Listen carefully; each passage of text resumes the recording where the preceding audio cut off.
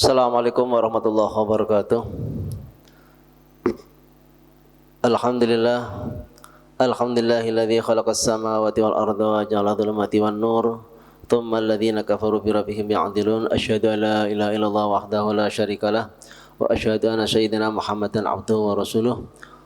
Allahumma shalli ala sayyidina Muhammad miftahi babi rahmatillah adada ma fi ilmillah salatan wa salaman daimin bi da'wami mulkillah wa ala alihi wa sahbihi wa ala amma ba'd. Hadirin ibu bapak jamaah Masjid Nurul Falah yang insyaallah dirahmati Allah. Alhamdulillah pada sore hari ini kita masih diberi kesempatan oleh Allah Subhanahu wa taala untuk bersama-sama meningkatkan ibadah kita, meningkatkan tambahan pengetahuan kita agar ibadah-ibadah yang kita lakukan senantiasa berkualitas, yang tentunya sangat mengharap bahwa apa yang kita lakukan, ibadah yang kita lakukan senantiasa akan mendapat ridha dari Allah Subhanahu wa taala.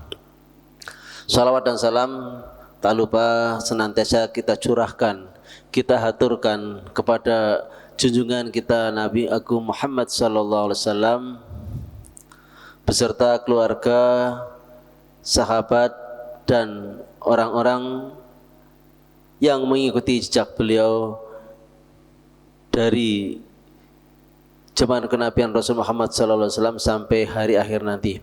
Semoga kita semua akan senantiasa mendapat bimbingan dari Allah Subhanahu wa taala sehingga kita akan mampu menjadi umat Nabi Muhammad yang mendapatkan syafaatnya baik di dunia ini hingga di akhirat nanti. Hadirin rahimakumullah, sebagaimana biasa kita bersama-sama untuk membacakan nadhaman Asmaul Husna sebelum kita untuk bersama-sama ngaji bareng. A'udzubillahi minasyaitonirrajim. Bismillahirrahmanirrahim. Bismillahi bada'na walhamdu li rabbina wassalatu wassalamu linnabi habibina. Ya Allah ya Rabbana anta maqsuduna ridhaka matlubuna dunyana wa ukhrana. Ya Rahmanu ya Rahimu ya Maliku ya Qudusu ya Salamu ya Mu'minu ya Muhaiminu ya Aziz ya Jabbaru Mutakabir ya Khaliqu ya Bari'u ya Musawwiru ya Ghaffaru ya Qahharu ya Wahhab ya Razzaqu ya Fattah ya Alimu ya Qabidu ya Basitu ya Khafidu ya Rafi'u ya Mu'iz ya Mudhillu ya Sami' ya Basiru ya Hakam ya Adlu ya Latifu ya Khabiru ya Halim ya Adimu ya Ghafur ya Syakuru ya Aliyu ya Kabiru ya Hafidhu ya Muqitu ya Hasib ya Jalilu ya Karim ya Raqibu ya Mujibu ya Wasi'u ya Hakimu ya Wadudu ya Majid ya Ba'ithu ya Syahid ya Haqqu ya Wakilu ya Qawiyyu ya Matinu ya ولي يا حميد يا محسن يا مبدئ يا معيد يا محيي يا حمي يا حي يا قيوم يا واجد يا مجيد يا واحد يا أحد يا صمد يا قدير يا مقتدر يا مقدم يا مؤخر يا أول يا آخر يا ظهير يا باطن يا ولي متعالي يا بر يا تواب يا منتقم يا عفو يا رؤوف يا مالك مالك الملك ذا الجلال والإكرام يا مقسط يا جامع يا غني يا مغني يا منيع يا ضر يا نافع يا نور يا هادي يا بديع يا بقي يا وارث يا رصيد يا صبور عز جل ذكره بأسمائك الحسنى اغفر لنا ذنوبنا ولوالدينا وذرياتنا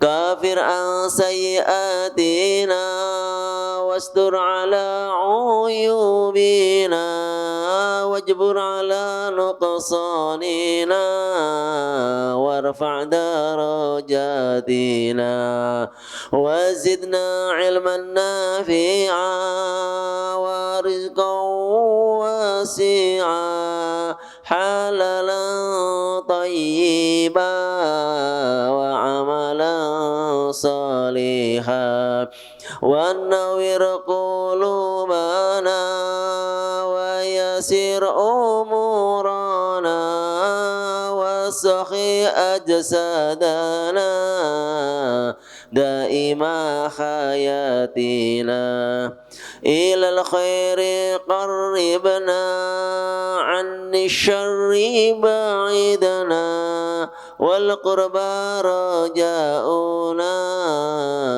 آخرا نلنا المنى بلغ مقاصدنا واقض حوائجنا والحمد لإلهنا الذي هدانا صل وسلم على طه خليل الرحمن وآله وصحبه إلى آخir zaman.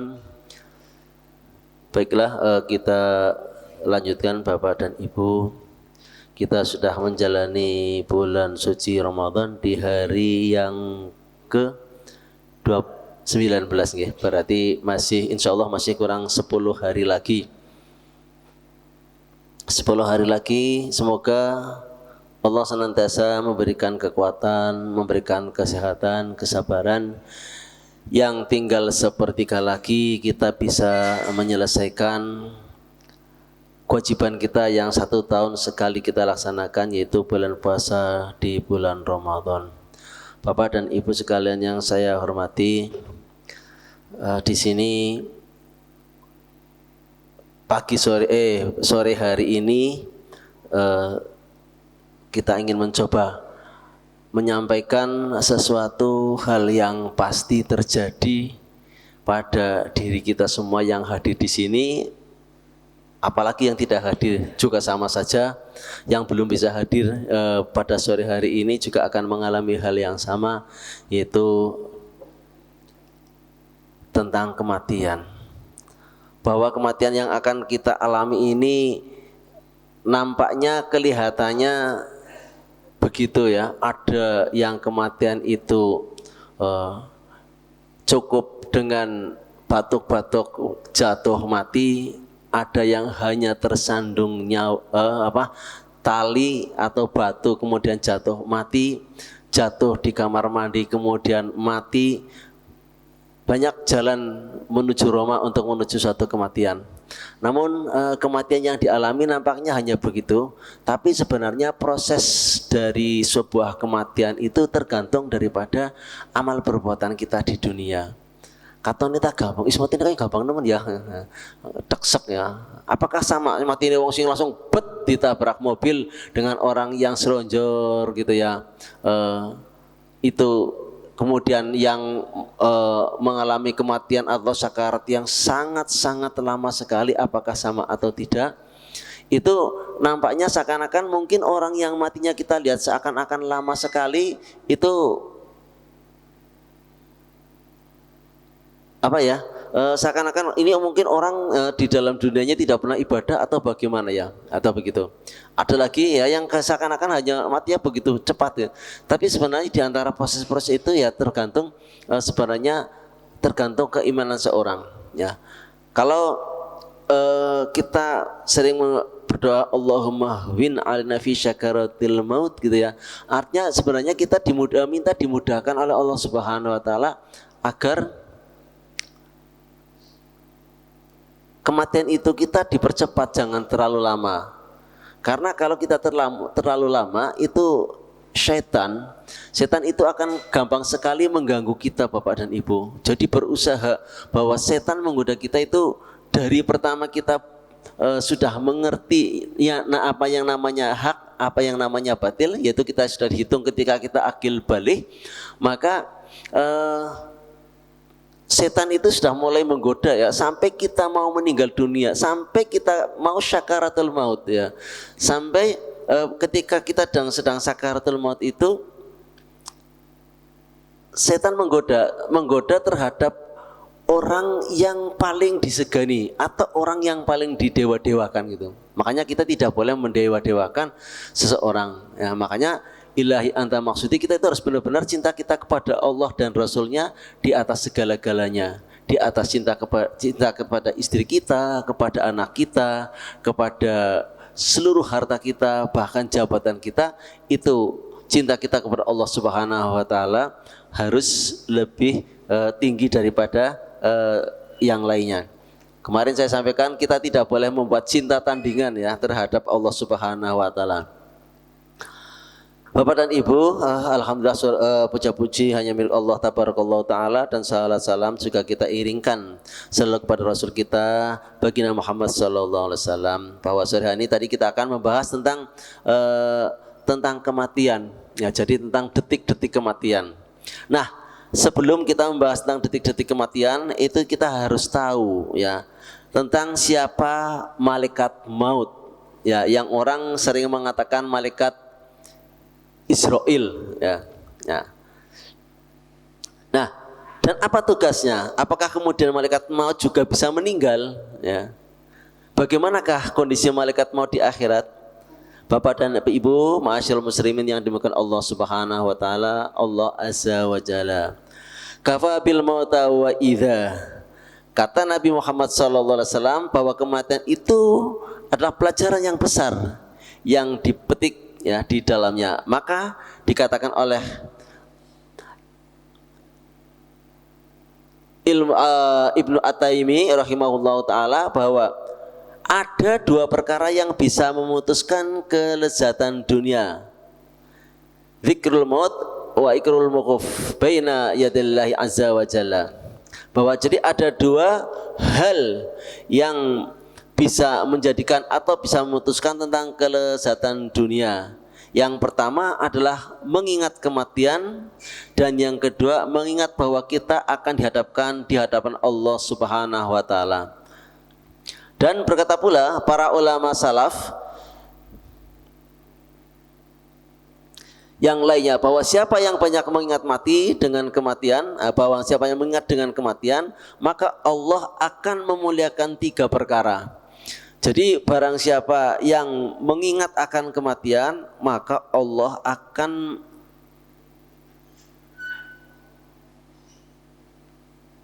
memuliakan dengan 3 perkara. Siapa dia? Yang pertama adalah dia yang akan atau ia adalah seseorang yang menyegerakan taubat. Jadi kita jangan menunggu taubat. Aku isih 40 tahun tobat engko dong umur sewidak. Ya yen kari tekan sewidak gitu ya. Nah, tapi kalau umur kita kan tidak tahu bahwa kita itu 1 detik ke depan, 2 detik ke depan, ya, atau mungkin 1 tahun ke depan mundur, 1 bulan ke depan mundur lagi, 1 minggu ke depan mundur lagi, 1 hari ke depan mundur lagi, 1 menit ke depan, bahkan mundur lagi sampai 1 detik ke depan, atau kita maju 1 detik ke depan, kita tidak tahu. Maka orang yang senantiasa menyegerakan bertobat atas dosa-dosa yang dilakukan, misalnya pada hari ini ya kita melakukan apa, maka sesegera kita mungkin bertobat. Bagaimana cara tobatnya? Itu kita hanya banyak membaca istighfar. Kemudian yang kedua kita bisa senantiasa melakukan sholat tobat. Ya, jadi setelah sholat isya kita 2 rakaat sholat tobat boleh. Kemudian yang kedua, dia senantiasa ridho dalam hatinya. Ya, jadi dia senantiasa ridho dalam hatinya apa yang diberikan oleh Allah Subhanahu wa taala. Jadi tidak usah protes Bapak dan Ibu ketika hari ini kita hanya mendapatkan rizki, ya.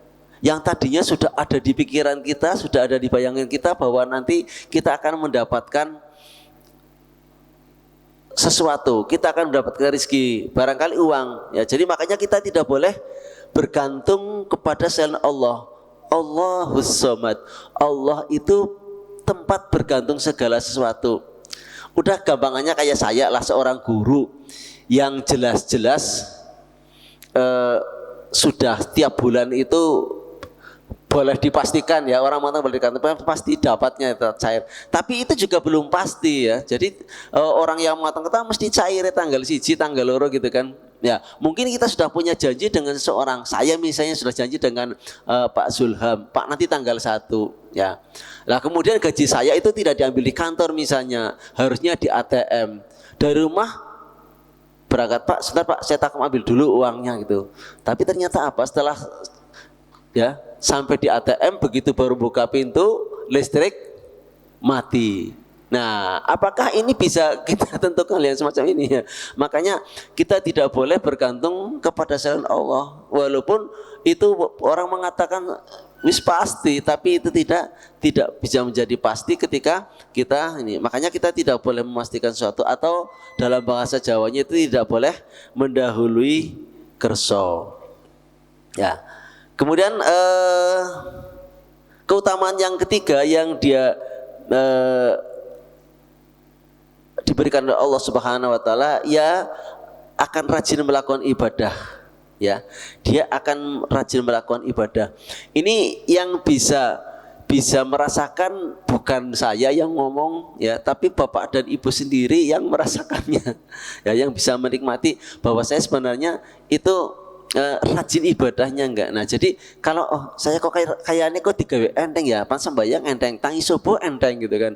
Apapun yang saya lakukan yang berkaitan dengan ibadah terasa enteng, itu berarti berarti di sini saya ridho enggak gitu. Jadi yang kedua, yang pertama tadi sering melakukan taubat ya, kapanpun ketika kita duduk, ya Allah, niki aku salah ya. Mikir-mikir gitu ya. Hari ini apa ya yang saya salah ya Allah? Saya bertobat, lalu istighfar. Nah, kemudian yang kedua tadi, apapun yang diberikan oleh Allah Subhanahu wa taala, hari ini hanya dapat 1.000 rupiah, ya bersyukur, ya alhamdulillah dapat gitu kan. Nah, kalau tidak dapat, ya alhamdulillah, karena apa? Karena kalau saya punya uang banyak ya, maka mata saya, keinginan saya akan kemana-mana gitu. Jadi ketika tidak mendapat sedikit pun juga harus bersabar dan ridho gitu, ridho. Nah, ini ridho akan apa yang diberikan oleh Allah Subhanahu wa taala. Kuwi sing abot Bapak dan Ibu, terus terang abot, angel ya. Saya sendiri secara pribadi jujur saja abot ya. Nah, tapi kadang-kadang baru sadar, baru terasa yen wis kelakuan, aduh bisa nyamiki gitu ya.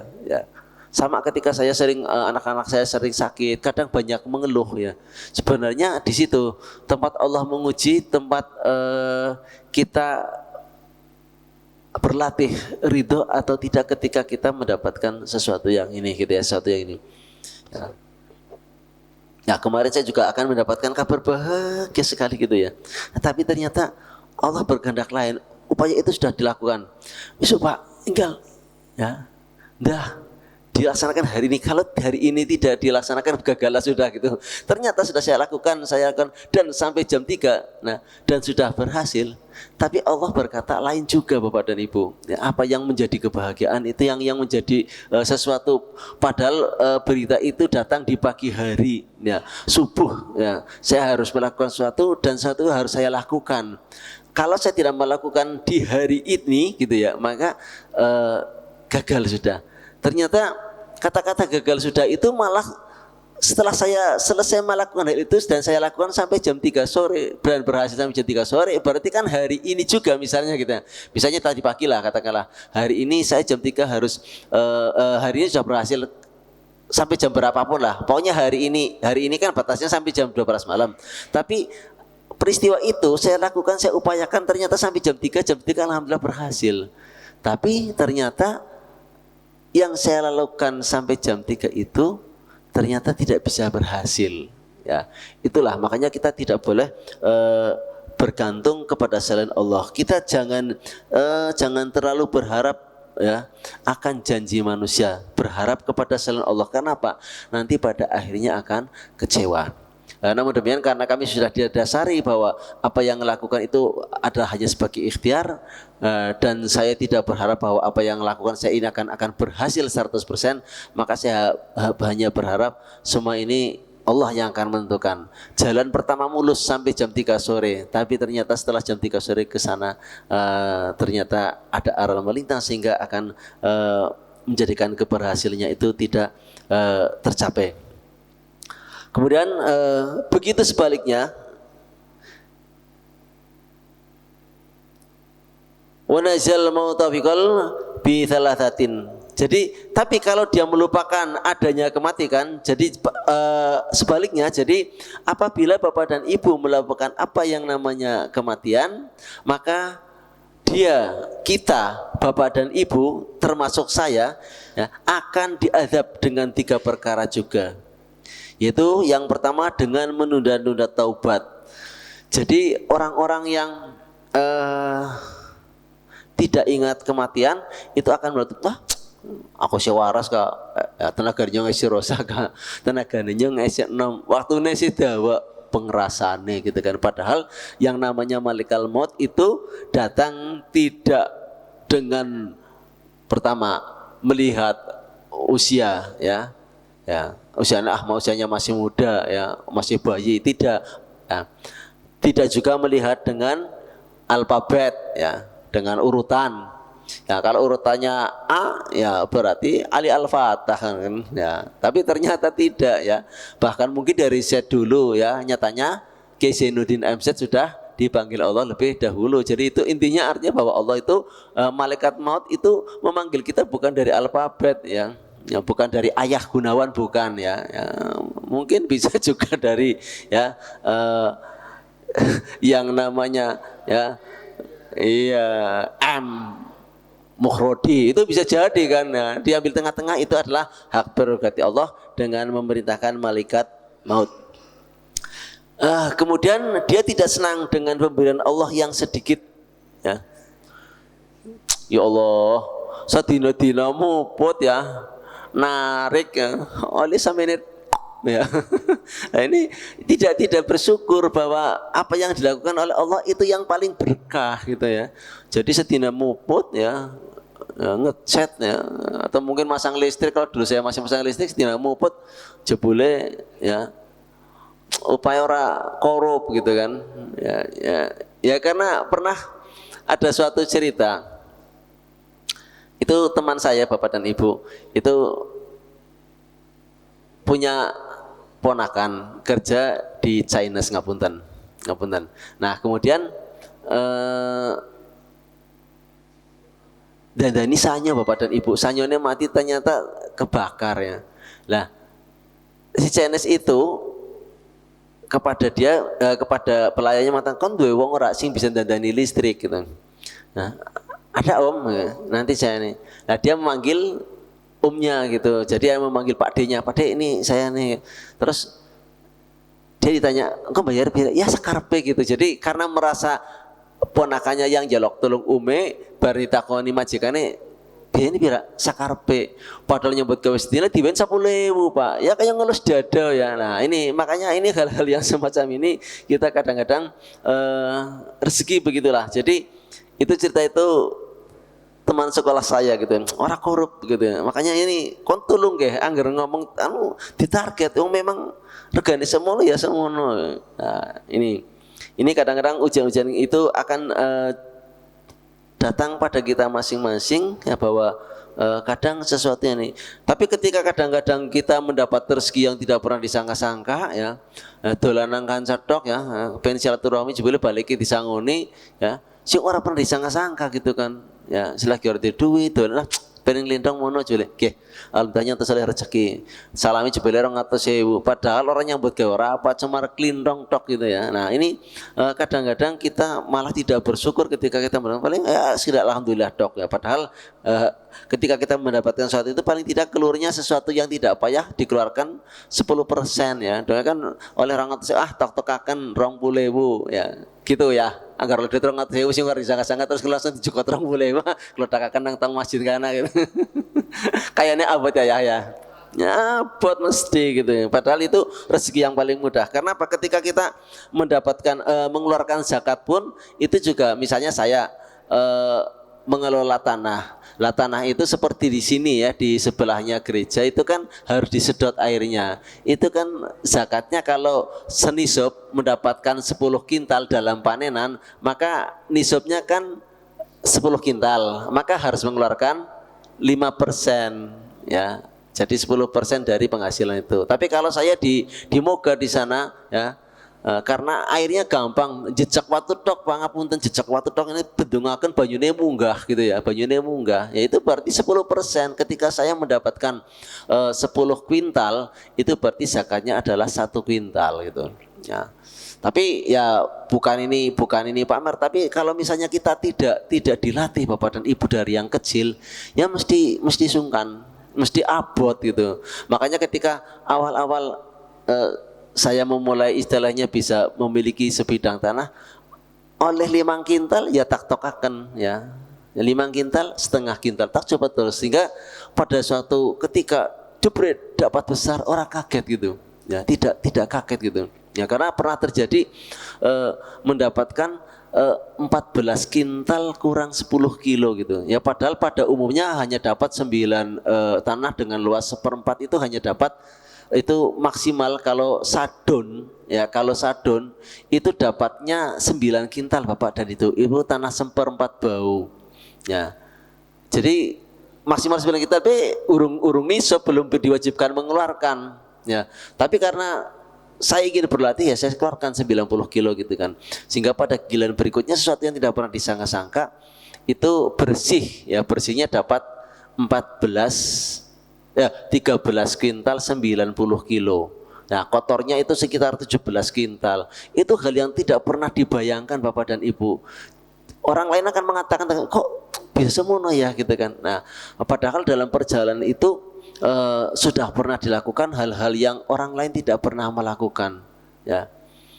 Ya ngapunten kayak kemarin pas ini mahal-mahalnya beras nggih Bapak dan Ibu ya, itu tidak pernah katakanlah kalau misalnya gabah itu masih kemudian saya jual pada tukang tebas ya, itu paling tinggi itu 5 kintal 5.500.000 ya. Tapi alhamdulillah kemarin mahal-mahalnya beras itu bisa sampai 8 juta itu. Nah ini ya selama ini baru pertama kali itu ya. Nah tapi kalau dulu dari awal tidak pernah dilatih dengan mencoba begitu, maka ini akan menjadi hal yang sangat berat. Kemudian yang ketiga, dipastikan dia malas beribadah gitu. Jadi orang-orang yang tidak ingat kematian ya pengrasane ke awake sehat terus ya ora pernah lara ya kadang-kadang ya wong ukur ya kepaduk sacildok be ya jadi matine ya pirang-pirang gitu ya. Nah ini sehingga apa? Karena dia tadi tidak pernah ingat akan kematian, maka dia akan malas beribadah lah. Aku sih rosa kang esok kena anak dina maning lah gitu ya. Jadi engko tobatnya gampang dong wis tua. Ya yen sampai tua gitu kan.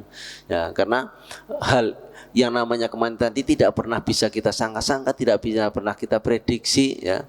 Dulu saya juga pernah punya teman ya itu hanya kepaduk ya jadi olahraga ya kalau di Randu Dongkal dulu saya SMP-nya Randu Dongkal itu di situ kan banyak apa ya banyak dokar ya Bapak Ibu itu kan kadang-kadang yang namanya kuda itu kan kadang-kadang walaupun sudah di belakang ya di belakangnya di belakang apa tuburnya itu sudah dikasih apa waring gitu ya karena jalan begitu kan kotorannya ada yang jatuh ya itu mudah sekali jadi hanya olahraga kepadok kulit yang lekap ya kalau orang dulu kan apa ya kayak orang sunat kan diururi debu ya Pak ya kadang-kadang itu diururi debu yang ada di jalan ya tidak lama dia langsung kejang-kejang ya ternyata dia kena tetanus itu kan jadi itu hati-hati sekali jadi kotoran kuda itu sangat keras sekali hanya dalam waktu tidak ada 1 jam anak itu kejang-kejang dan meninggal dunia ya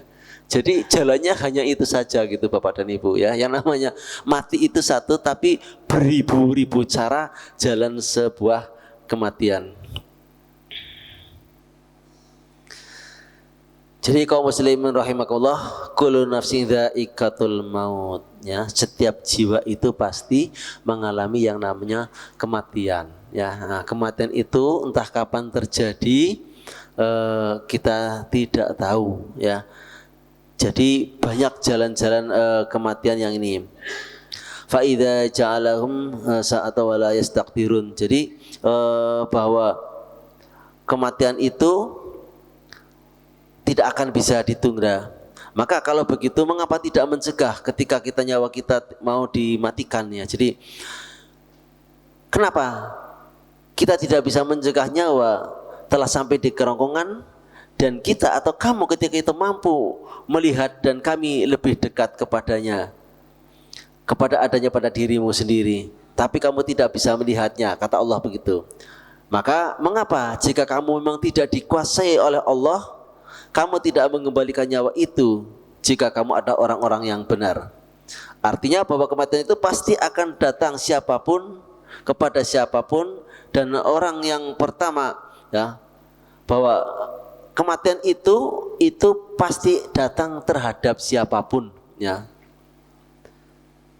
Bahwa akan datang kematian terhadap siapapun yang masih bernyawa.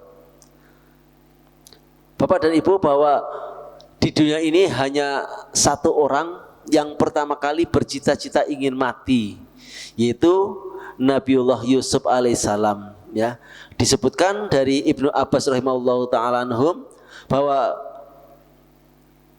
Yusuflah yang pertama kali dari kalangan para nabi yang meminta kepada Allah tentang kematian. Adalah Nabi Yusuf itu diisyaratkan dalam firman Allah dalam surat Yusuf ayat 1 Rabbi qad ataitani minal mulki wa 'allamtani min ta'wil hadits fatiris samawati wal ardh anta waliyyu fid dunya wal akhirah tawaffani musliman wa alhiqni bis sholihin. Ya Allah ya Rabb ya Tuhanku, sesungguhnya Engkau telah menganugerahkan kepadaku sebagian kekuasaan dan telah mengajarkan kepadaku tentang takwil mimpi. Wahai Tuhan, pencipta langit dan bumi, Engkaulah pelindungku di dunia dan di akhirat. Wafatkanlah aku dalam keadaan muslim dan gabungkanlah aku dengan orang-orang yang soleh. Ya, Nabi Yusuf saja seorang nabi, seorang kasih Allah, ya, itu meminta kematian ya. Jadi ya Rob, sesungguhnya Engkau telah menganugerahkan kepadaku sebagian dari kerajaan yang telah mengajarkan kepadaku berbagai tabir atau takwil mimpi. Ya Rob, Engkau adalah pencipta langit dan bumi dan Engkaulah pelindungku di dunia dan akhirat. Wafatkanlah aku dalam kondisi Islam dan gabungkan aku dengan orang-orang yang soleh. Ya, Nabi itu Pak. Ya, lah bagaimana dengan kita? Ya, apakah kita berdoa semacam itu? Robbi habni, ya. Jadi tawafani muslimah wal hikni bis solihin. Paling tidak kita itu berdoa kepada Allah begitu, tawafani muslimah wal hikni bis solihin. Ya Allah, wafatlah aku dalam keadaan muslim dan gabungkan dengan orang-orang yang soleh. Ya. Apalagi sekelas kita, sekelas Nabi Yusuf saja, yang Nabi juga Rasul, bukan hanya Nabi ya, karena Nabi Yusuf itu termasuk 25 Rasul yang perlu kita kenal, yang wajib kita imani saja minta diwafatkan dalam keadaan muslim. Masih 5 menit lagi ya Mas ya, jam 17.50. Nah, tentu Nabi Musa ketika berangan-angan ingin sebuah kematian itu bukan karena dia kemudian seperti layaknya orang-orang yang terkena sakit bapak dan ibu. Jadi biasanya orang sih kepengen, ya Allah nyangka orang mati-mati ya wis meriang suwe mendingan yang mati gitu kan. Itu bukan layaknya takwil orang-orang yang lagi terkena sakit kemudian jaluk mati karena mungkin wis ora tahan ya, sakit wis suwe mati ora urip ora gitu kan. Kemudian dia mengeluh minta sakit, itu tidak, Nabi Musa tidak menginginkan hal yang semacam itu ya. Jadi tidak mau lagi tinggal di dunia karena mungkin sakitnya terlalu parah, terlalu lama sehingga bosan terhadap hidup kemudian minta mati, itu bukan ya. Tapi justru Nabi Yusuf sebaliknya, kondisi di atas itu bukan karena popularitas yang sudah biasa dilakukan popularitasnya sebagai seorang nabi. Makanya disebutkan oleh para ulama bahwa Nabi Yusuf alaihissalam dia ingin bersyukur kepada Allah Subhanahu wa taala dengan adanya dunia yang dihadapannya, sehingga itu dia minta kepada Allah Subhanahu wa taala jangan sampai dunia ini memfitnah dirinya. Ya, betapa bahwa Nabi Yusuf itu difitnah ketika dia dikejar-kejar oleh Zulaiha ya, istri majikannya ya, tapi Nabiullah Yusuf tidak mau ya. Makanya dia minta kepada Allah untuk diwafatkan dalam kondisi muslim dan juga digabungkan dengan orang-orang soleh. Masyaallah muslimin rahimakumullah, masyaallah muslimin yang dimuliakan Allah azza wajalla. Setiap kita pasti mati dan di sana ada malaikat yang disebut dengan malaikat maut. Ya. Disinilah cerita dimulai siapa malaikat maut ini. Jadi ini baru mau cerita sebenarnya siapa malaikat maut ini. Ya, bahwa malaikat maut yang biasa kita sebut dengan Israel, ya, tetapi nama Israel itu tidak ada di dalam Al-Quran dan tidak ada dalam hadis Nabi Muhammad SAW. Jadi orang lebih cenderung mengatakan malaikat Israel gitu Pak ya, tapi di Quran itu tidak ada. Nah, jadi di dalam hadis juga tidak ada juga dalam hadis sallallahu alaihi Nabi Muhammad sallallahu alaihi wasallam. Israel ini diambil dari istilah Israiliyah dari perjanjian lama yang terdapat dalam Taurat. Maka disilakan oleh Syekh Albani rahimahullah taala ketika memberi catatan kepada kitab atau ya akidah atau ya apa kata Syekh Albani rahimahullah, bahwa kita beriman dengan adanya malaikat maut yang ditugas Allah Subhanahu wa taala untuk mencabut nyawa. Ya, bahwa manusia kemudian dia akan mengatakan akan mengatakan adapun penamaan malaikat maut dengan Israel itu ya, karena hanya sebagaimana yang menyebar dalam yang disebut dasar dari Al-Quran ataupun dalam sunnah Nabi Muhammad, bahwa huwa minal Israiliyah, bahwa itu adalah sebutan dari Israiliyah ya. Jadi kalimat Israel itu muncul diambil dari kisah-kisah Israel. Dan juga penukilan dari Ibnu Katsir dalam kitabnya Al-Bidayah wal Inayah, maka Ibnu Katsir mengatakan dalam kitabnya Bidayah wal Inayah, adapun malaikat maut itu tidak ada penjelasan yang jelas dalam Al-Quran dan tidak pula dalam hadis Nabi Muhammad SAW tentang penamaan Israel itu. Tapi ada beberapa athar yang mengatakan seperti itu. Jadi bisa saja kita katakan Israfil itu menurut versi Israiliyah ya, bahwa itu sebagai malaikat maut. Tapi kita sebagai umat penganut Al-Qur'an ahli sunnah wal jamaah cukup mengatakan malaikatul maut, selesai. Ya, jadi cukup mengatakan malaikat maut ya. Tapi kita secara umum sudah sering mengatakan bahwa itu malaikat Israil. Nah, jadi kata Israil itu sebenarnya tidak ada dalam Al-Qur'an, tapi adanya malaikat maut. Nah, itulah Bapak dan Ibu sekilas tentang detik-detik. Ya, ini belum sampai detik-detik sakaratul maut. Maut itu seperti apa? Maut itu bagaimana? Sakitnya seperti apa gitu ya. Ini belum digambarkan dalam kajian kita ini. Jadi ini baru mengenalkan tentang malaikat ya, malaikat maut ya, atau yang sering kita kenal sebagai malaikat Israil ya. Nah, perjalanan tentang malaikat Israil itu juga masih panjang sekali ya, karena di sini akan menyangkut tentang penciptaan kita ya. Manusia itu diciptakan, Nabi Adam diciptakan dari tanah ya. Itu sebenarnya tadi dari malaikat Jibril mau mengambil tanah itu menolak, bumi menolak, jangan, saya tidak mau dijadikan sebagai manusia gitu. Kemudian kembali kepada Allah.